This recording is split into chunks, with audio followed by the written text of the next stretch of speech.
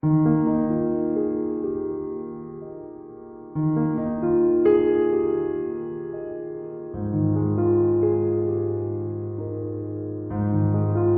നമസ്കാരം.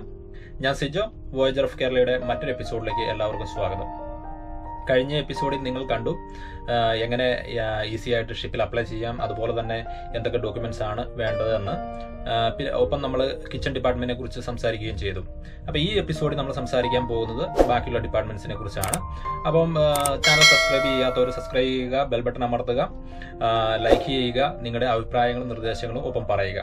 നമുക്ക് കാര്യത്തിലേക്ക് കിടക്കാം. അപ്പോൾ ഇന്നത്തെ എപ്പിസോഡ് നമുക്ക് ഹൗസ് കീപ്പിംഗ് ഡിപ്പാർട്ട്മെന്റിൽ നിന്ന് ആരംഭിക്കാം. അപ്പോൾ നിങ്ങൾ ഹോട്ടൽ മാനേജ്മെന്റ് കഴിഞ്ഞു, നിങ്ങളുടെ ട്രെയിനിങ് നാട്ടിൽ ചെയ്യുന്നു.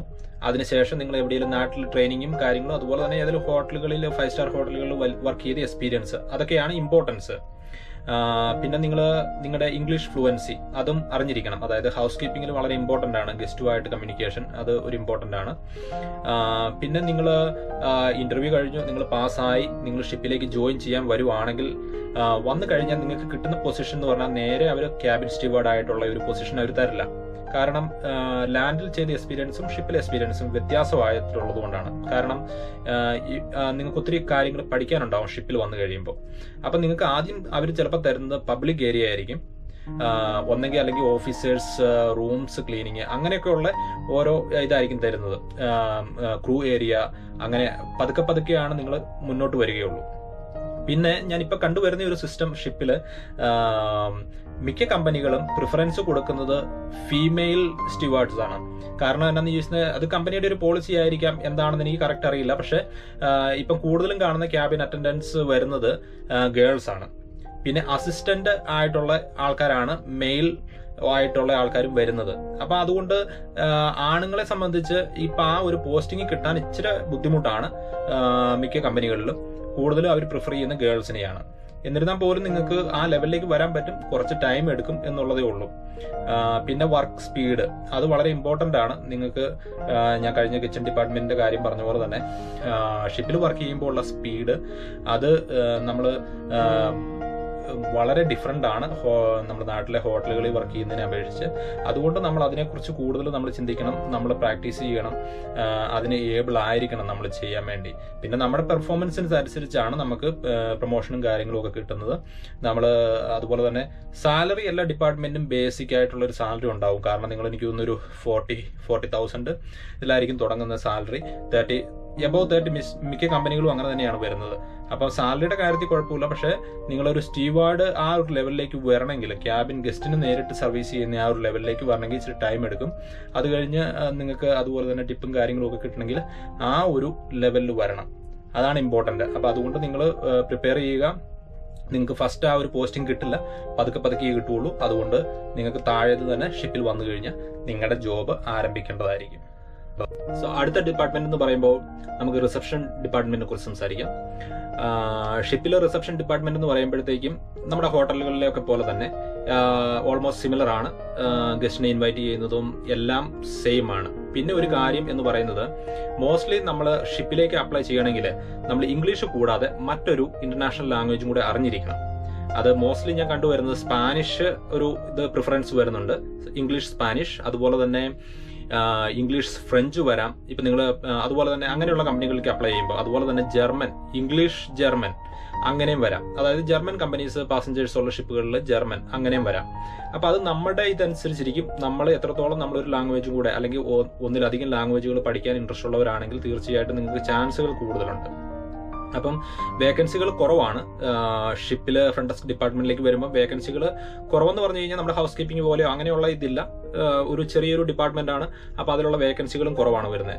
പക്ഷെ നമ്മൾ എത്രത്തോളം ഏബിൾ ആണ് ആ ജോബ് ചെയ്യാൻ, നമ്മൾ എത്ര പെർഫോം ചെയ്യാൻ സ്മാർട്ടാണ്, അതാണ് അതിലൊരു ഇത് വരുന്നത്. അപ്പൊ അതുകൊണ്ട് നമുക്ക് ട്രൈ ചെയ്യുക. അത് ഗേൾസിനും പറ്റും, ബോയ്സിനും പറ്റും, അത് 2 പേർക്കും പറ്റും. പക്ഷെ നമ്മൾ അത്രയും നല്ല ഒരു പെർഫോം ചെയ്യാനുള്ള ഒരു കഴിവുള്ള ഒരാളായിരിക്കണം. അതുപോലെ തന്നെ അഡ്മിനിസ്ട്രേഷൻ അതും കൂടെ അറിഞ്ഞിരിക്കണം. അതും വളരെ ഇമ്പോർട്ടൻ്റ് ആണ് നമുക്കൊരു ഗ്രോത്ത് കിട്ടണമെങ്കിൽ. കാരണമെങ്കിൽ നമുക്കൊരു അഡ്മിനിസ്ട്രേഷൻ ഡിപ്പാർട്ട്മെന്റിലേക്ക് നമുക്കത് മാറി അല്ലെങ്കിൽ കൂടുതൽ കാര്യങ്ങൾ ചെയ്യുന്ന ഒരു ഡിപ്പാർട്ട്മെന്റിലേക്ക് മാറണമെന്നുണ്ടെങ്കിൽ നമ്മൾ അറിഞ്ഞിരിക്കണം, നമുക്ക് അതിനുള്ള എക്സ്പീരിയൻസ് ഉണ്ടായിരിക്കണം. റെഗുലറായിട്ട് പറഞ്ഞ പോലെ ഹോട്ടൽ എക്സ്പീരിയൻസ് ഒരു അറ്റ്ലീസ്റ്റ് ഒരു 3 വർഷമെങ്കിലും നല്ല സ്റ്റാർ ഹോട്ടലുകളിൽ വർക്ക് ചെയ്തുള്ള എക്സ്പീരിയൻസ് നമുക്ക് വേണം. അതുപോലെ തന്നെ എല്ലാ കാര്യങ്ങളിലും നമ്മൾ നല്ല സ്മാർട്ടായിട്ട് ചെയ്യാനുള്ള ഒരു പ്ലസന്റ് ആയിട്ടുള്ള ഒരു ഗസ്റ്റിനെ ഇൻവൈറ്റ് ചെയ്യാനും ഹാൻഡിൽ ചെയ്യാനും ഉള്ള ഒരു കഴിവ് അത് തീർച്ചയായിട്ടും വേണം. ഫ്രണ്ട് ഡെസ്ക് എന്ന് പറയുമ്പോൾ, റിസപ്ഷൻ എന്ന് പറയുമ്പോൾ അത് നമുക്കറിയാം. അപ്പം അതുകൊണ്ട് അത്രത്തോളം ഏബിൾ ആയിരിക്കണം. ഇത്തരം കാര്യങ്ങളാണ് റിസപ്ഷൻ ഡിപ്പാർട്ട്മെന്റിൽ വരുന്നത്. അത് അങ്ങനെയുള്ളവർക്ക് തീർച്ചയായിട്ടും അപ്ലൈ ചെയ്യാം. നല്ലൊരു ഏരിയയാണ്, വർക്ക് ചെയ്യാൻ പറ്റിയ നല്ലൊരു ഏരിയയാണ് റിസപ്ഷൻ. അടുത്തത് F&B സർവീസ്. F&B സർവീസിൽ വരുമ്പോഴത്തേക്ക് നിങ്ങൾക്ക് അറിയാം, അതുപോലെ തന്നെ guest restaurant service, bar service ഇതെല്ലാം വരുന്നുണ്ട്. അപ്പം ഇത് ഏതായാൽ തന്നെയും ഈ പറഞ്ഞ പോലെ തന്നെ ഹൗസ് കീപ്പിങ്ങിന്റെ കാര്യം പറഞ്ഞ പോലെ തന്നെ നമുക്ക് ഫസ്റ്റ് ആ ഒരു പൊസിഷൻ ചിലപ്പോൾ കിട്ടണമെന്നില്ല. ചിലപ്പോൾ ആദ്യം വരുമ്പോഴത്തേക്കും നമുക്ക് അതായത് ക്രൂ സ്റ്റാഫിന്റെ സർവീസ് മുതൽ വരെ തുടങ്ങാം. ചില കമ്പനികളിൽ ഞാൻ കണ്ടിട്ടുണ്ട്, ഞാൻ വർക്ക് ചെയ്ത ചില കമ്പനികളിൽ ഓഫീസേഴ്സ് സർവീസ് ഉണ്ട്. അതായത് അവരുടെ ഓഫീസേഴ്സ് മെസ്സിൽ സർവീസ് ചെയ്യുന്നവരുണ്ട്. അതായത് എക്സ്പീരിയൻസ് ഉള്ള പിള്ളേരാണ്, പക്ഷെ അവർ വന്നിട്ട് ആദ്യം തുടക്കം കുറിക്കുന്നത് ഇങ്ങനെയൊക്കെയാണ്, ഈ സർവീസിലാണ്. അത് കഴിഞ്ഞിട്ടാണ് അവർക്ക് പ്രൊമോഷൻ കിട്ടുന്നത്. അപ്പം അത് നിങ്ങളുടെ എക്സ്പീരിയൻസിനനുസരിക്കും. നിങ്ങൾ നല്ല എക്സ്പീരിയൻസ് നാട്ടിലുള്ള ഒരാളാണെങ്കിൽ ചിലപ്പോൾ നിങ്ങൾ വെയിറ്റ് ചെയ്ത് അപ്ലൈ ചെയ്ത് എനിക്ക് ആ ഒരു പൊസിഷനിലേക്ക് താല്പര്യമുള്ളൂ എന്നുള്ള രീതിക്ക് നിന്നാൽ ചിലപ്പോൾ ഒരു പക്ഷേ വെയിറ്റ് ചെയ്ത് കഴിഞ്ഞാൽ ഒരു പക്ഷേ കിട്ടാം. പക്ഷെ ചിലർ ചെയ്യുന്നതെന്ന് പറഞ്ഞു കഴിഞ്ഞാൽ എക്സ്പീരിയൻസ് ഉണ്ടെങ്കിലും അവർ ചിലപ്പോൾ അപ്ലൈ ചെയ്തിട്ട് താഴെ തുടങ്ങും, ടൈം വേസ്റ്റ് ആക്കാതെ പിന്നെ അവർ പതുക്കെ കയറി വരും. അതൊരു വേറൊരു വഴിയാണ്. അത് നിങ്ങളുടെ ഓരോ താല്പര്യത്തിനനുസരിച്ചിരിക്കും. പക്ഷെ നിങ്ങളുടെ എക്സ്പീരിയൻസ് തീർച്ചയായിട്ടും വേണം. അറ്റ്ലീസ്റ്റ് 3 വർഷം എക്സ്പീരിയൻസ് വേണം. ലാംഗ്വേജ് ഫ്ലുവൻസി വേണം. നിങ്ങൾക്ക് ഇംഗ്ലീഷ് കൂടാതെ ഏതൊക്കെ ലാംഗ്വേജ് സംസാരിക്കാൻ പറ്റുമോ അത്രത്തോളം നിങ്ങൾക്ക് ഗസ്റ്റിന്റെ അടുത്ത് പെർഫോം ചെയ്യാൻ പറ്റും. അതുപോലെ തന്നെ ടിപ്പ് കാര്യങ്ങളൊക്കെ കിട്ടുന്നത് അതിലൂടെയാണ്. കാരണം നമ്മൾ എത്രത്തോളം ഗസ്റ്റിനെ ഹാൻഡിൽ ചെയ്യുന്നു നല്ല രീതിക്ക്, അവരുടെ ആ ഒരു ഇംപ്രഷൻ നമുക്ക് കിട്ടുന്നു. അതാണ് നമുക്ക് ഏറ്റവും നല്ല ഒരിത് സർവീസ് ഡിപ്പാർട്ട്മെന്റിൽ. അതുപോലെ തന്നെ ബാർടെൻഡേഴ്സ്, ഇങ്ങനെയുള്ള എല്ലാ ഡിപ്പാർട്ട്മെന്റും ഈ ഒരു രീതിയാണ് കമ്പനികൾ ഫോളോ ചെയ്യുന്നത്. ഫസ്റ്റ് നമുക്ക് താഴെ നിന്ന് തുടങ്ങേണ്ടി വരും. എന്നിരുന്നാൽ തന്നെ നമുക്ക് ഫ്യൂച്ചറിൽ നല്ലൊരു പൊസിഷനിലേക്ക് എത്താം. പടിപടിയായിട്ട് കയറി പോരാം, വലിയ ബുദ്ധിമുട്ടില്ല. അതുകൊണ്ട് നല്ല രീതിക്ക് പൈസ സമ്പാദിക്കുകയും ചെയ്യാം സർവീസ് ഡിപ്പാർട്ട്മെന്റ്. അതുകൊണ്ട് നിങ്ങൾ അതിൽ വിഷമിക്കേണ്ട, ജോലി കിട്ടുമോ ഇല്ലയോ കിട്ടില്ല എന്നുള്ളതൊന്നും ചിന്തിക്കരുത്. നിങ്ങൾക്ക് നന്നായിട്ട് പെർഫോം ചെയ്യാൻ പറ്റുമെങ്കിൽ തീർച്ചയായിട്ടും നിങ്ങൾക്ക് ജോലി കിട്ടും. അതുപോലെ തന്നെ നിങ്ങൾക്ക് നല്ലൊരു ലെവലിൽ സർവീസ് ഡിപ്പാർട്ട്മെന്റിൽ എത്താൻ പറ്റും. അത്രേ ഉള്ളൂ സർവീസ് ഡിപ്പാർട്ട്മെന്റ്. ഇനി അടുത്തത് പറയാൻ പോകുന്നത് എൻ്റെ ഏറ്റവും പ്രിയപ്പെട്ട ഡിപ്പാർട്ട്മെന്റ് ആണ്. അതായത് ഞാൻ വർക്ക് ചെയ്യുന്ന ഡിപ്പാർട്ട്മെന്റ് സ്പായിൽ പല സെക്ഷൻ ഉണ്ട്. തെറപ്പിസ്റ്റ് ഉണ്ട്, മസാജ് തെറപ്പിസ്റ്റ്, അതുപോലെ തന്നെ നെയിൽ ടെക്നീഷ്യൻ, ബ്യൂട്ടീഷ്യൻ, പിന്നെ അതിന്റെ ഒരു പാർട്ടായിട്ട് വരുന്ന ഒരു ഭാഗമാണ് ഫിറ്റ്നസ് ഡയറക്ടർ. ഇതാണ് സ്പായിൽ വരുന്നത്. അപ്പൊ ഇതില് ഞാൻ ആദ്യം സ്പാ തെറപ്പിസ്റ്റിനെ കുറിച്ച് പറയാം എളുപ്പത്തിൽ. കാരണം ഞാനിപ്പം ഏകദേശം ഒരു 20 വർഷത്തോളമായി ഞാൻ ഒരു തെറപ്പിസ്റ്റ് ആയിട്ട്. ഷിപ്പിൽ 10 വർഷമായി. അപ്പം ഞാൻ ആ പഠിച്ച കാലഘട്ടത്തിൽ ശരിക്കും പറഞ്ഞു കഴിഞ്ഞാൽ തെറപ്പിസ്റ്റുകൾ വളരെ കുറവുള്ള ഒരു സമയമായിരുന്നു. അപ്പൊ അങ്ങനെ പോകുന്നു. അത് കഴിഞ്ഞിട്ട് ഞങ്ങൾ ഷിപ്പിൽ അപ്ലൈ ചെയ്തു. ആ സമയത്ത് കിട്ടാൻ എളുപ്പമുണ്ടായിരുന്നു.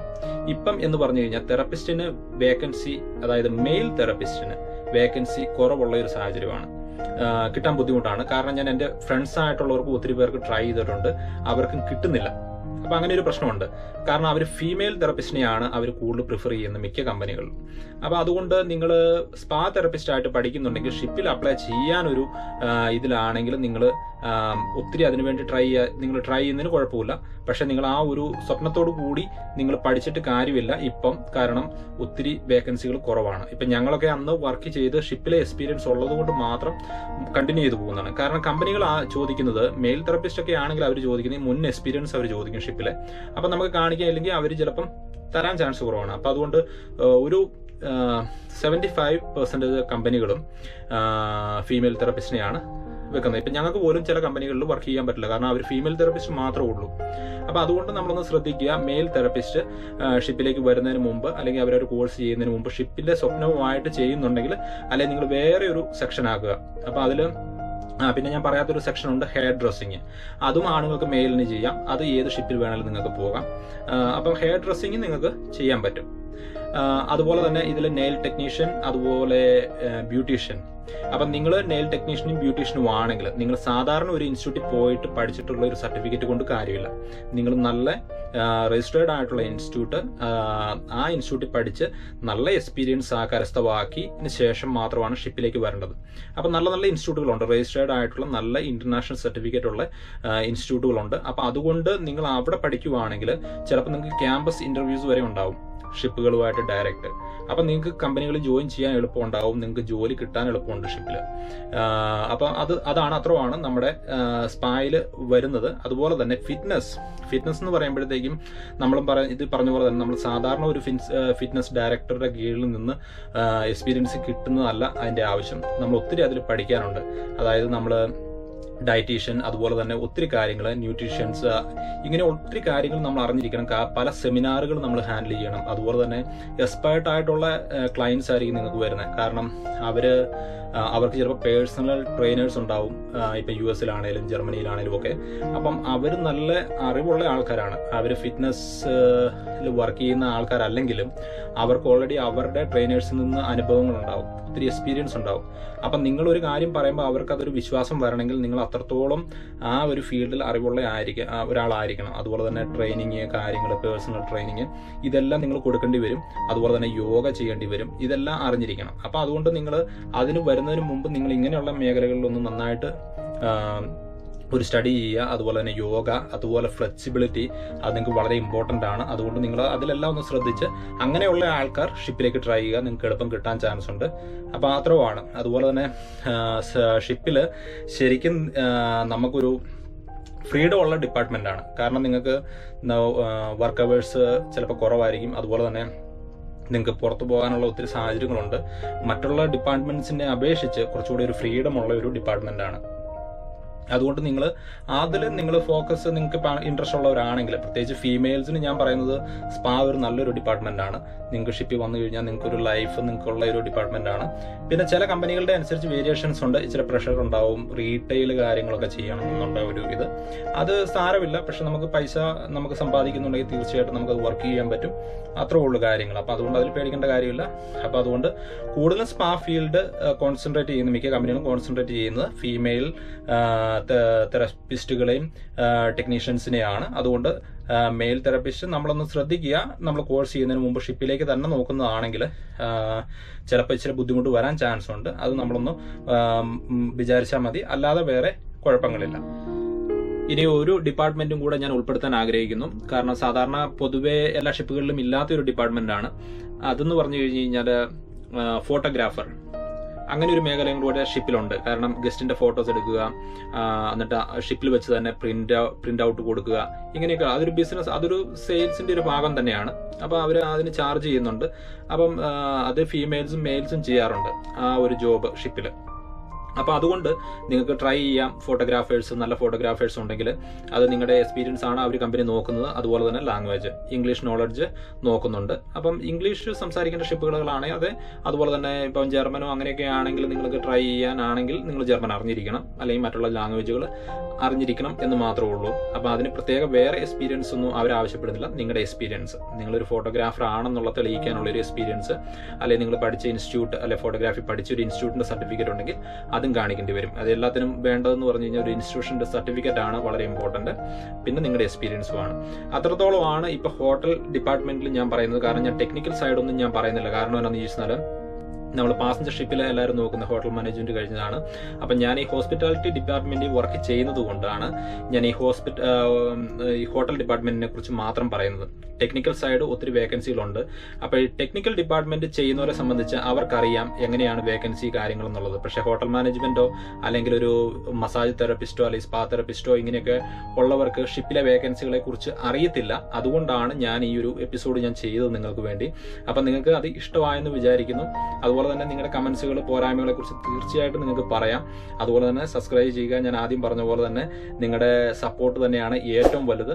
എന്തായാലും നല്ല നല്ല എപ്പിസോഡുകളുമായിട്ട് ഉടനെ തന്നെ പുതിയ എപ്പിസോഡുകൾ നിങ്ങളുടെ മുന്നിലേക്ക് എത്തിക്കുന്നതായിരിക്കും. സപ്പോർട്ട് ചെയ്യുക.